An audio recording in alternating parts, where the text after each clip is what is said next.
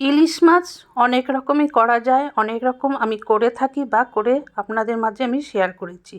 আজ একেবারে ইলিশ মাছটা নিয়ে আসলাম নতুনভাবে এবং নতুন স্বাদে। আপনারা পুরো ভিডিওটা দেখুন স্কিপ ছাড়া। হ্যাঁ, লাউ শাক দিয়ে বা লাউ পাতা দিয়ে আমরা ভাপে করে থাকি, কিন্তু এবারের ইলিশ মাছের ঝোলটা একেবারেই আলাদা। লাউ শাক দিয়ে করছি ঠিকই, কিন্তু একেবারে অন্য ধরন। আশা করছি আপনাদের আজকে ইলিশ মাছের রেসিপিটি খুবই ভালো লাগবে এবং বাড়িতে আপনারা বানাতে পারবেন। নমস্কার বন্ধুরা, আজকে ইলিশ মাছ রেসিপি ভিডিওতে সকল বন্ধুদের জানাই স্বাগত। আপনারা ভিডিওটি দেখতে থাকুন। আমি শুরু করলাম। আমি এখানে ইলিশ মাছের কয়েক টুকরা নিয়েছি, তবে ইলিশ মাছটা বেশি বড় না, মাঝারি সাইজের। আমি ভালো করে ধুয়ে কেটে নিয়েছি। এর মধ্যে লবণ, হলুদ, একটু লেবু রস দিয়ে ভালো করে ইলিশ মাছটা মাখিয়ে নিচ্ছি। এটা সবাই জানে, তবুও আমাদের ভিডিওর প্রথমে দেখাতে হবে। যারা অনেকেই জানে না, নতুন রাঁধুনি যারা, তারা মাছ ভাজতে অনেক সময় পারে না। খুব ভালো করে আমি লাগিয়ে নিচ্ছি প্রতিটা মাছের গায়ে, যেন লবণ হলুদ লেগে যায়। আর গ্যাসে তো কড়াই বসিয়ে দিয়েছি, এই ফাঁকে তেলটাও গরম হয়ে গেছে। এখন আমি মাছগুলো দিয়ে দেবো। একসাথে মাছগুলো আমি ভাজবো না, ভেঙে যেতে পারে, তাই পরপর করে আমি মাছগুলো ভেজে নেব। তবে ইলিশ মাছ বেশি ভাজতে নাই, তাই অল্প ভাজবো আমি। আর পরপর করে ভেজে নিচ্ছি দেখুন। আর এর মধ্যে মাথায় বা লেজা সবই আমি দিয়েছি, কারণ মেম্বার একটু বেশি আছে। আর আগের ভিডিওতে আমি বলেছি মাছের মাথা খেতে আমি ভালোবাসি, ইলিশ মাছের মাথা আরও ভালো লাগে, তাই আমি ঝোলের মধ্যে ইলিশ মাছের মাথাটাও আমি ভেজে নিচ্ছি। পরপর আমার দেখুন মাছ ভাজা হয়ে যাচ্ছে, আর বেশি ভাজছি না, আপনারা খেয়াল নিশ্চয়ই করছেন। এখন যেটা দিব, এখানে আমি লাউ পাতা ভালো করে ধুয়ে কুচি করে কেটে নিয়েছি, কয়েকটা কাঁচা লঙ্কা রেখেছি, আর নিয়েছি সর্ষে বাটা। আপনারা সর্ষে বাটাটা নেবেন আপনাদের পরিবারের মেম্বার হিসাবে। তেলটা গরম হয়ে গেছিলো, সেটার মধ্যে আমি কালো জিরা ফোড়ন দিয়ে শাকটা দিয়ে দিলাম। শাকটা যতটা পারবেন কুচি করে নেবেন। একটু ভাজা হতে দিব, ততক্ষণে আপনাদের কাছে বলছি, আপনারা কি লাইক দিয়েছেন?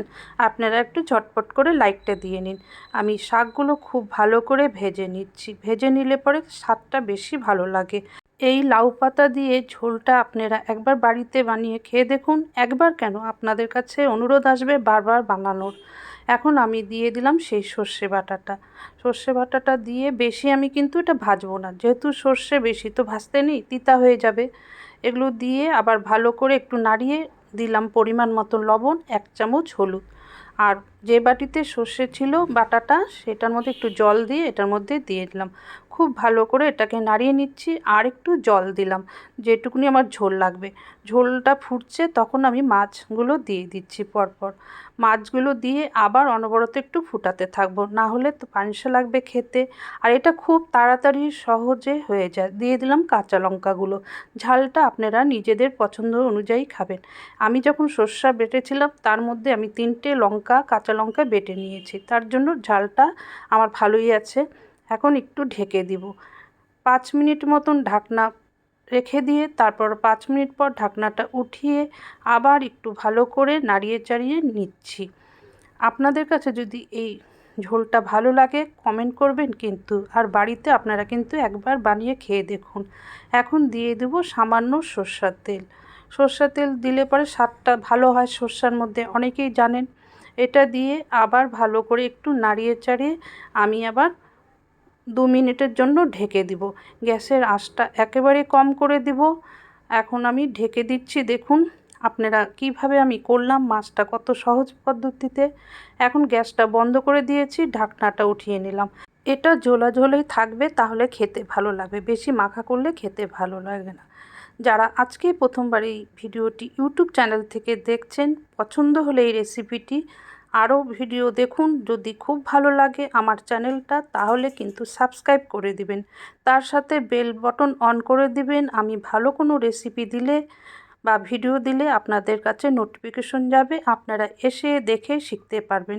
যদি খুব ভালো লেগে থাকে তাহলে আপনাদের জানা পরিচয়ের কাছে শেয়ার করে দিবেন। হ্যাঁ, কমেন্ট করতে কিন্তু ভুলবেন না। আর যারা ফেসবুক পেজ থেকে ভিডিওটি দেখছেন, দেখে খুব ভালো লাগলে ফলো করতে ভুলবেন না, শেয়ার করে দিবেন আপনাদের পরিচিতর কাছে, কমেন্ট করবেন। তাহলে আজ বিদায় নিচ্ছি। আবার কোনো নতুন রান্না নিয়ে ঠিক সময় আমি চলে আসব। ততদিনে আপনারা সুস্থ থাকুন, ভালো থাকুন এবং বাড়ির সবাইকে ভালো রাখুন। এতক্ষণ যারা আমার ভিডিওটি দেখলো শিখলো তাদের কাছে জানাই ধন্যবাদ।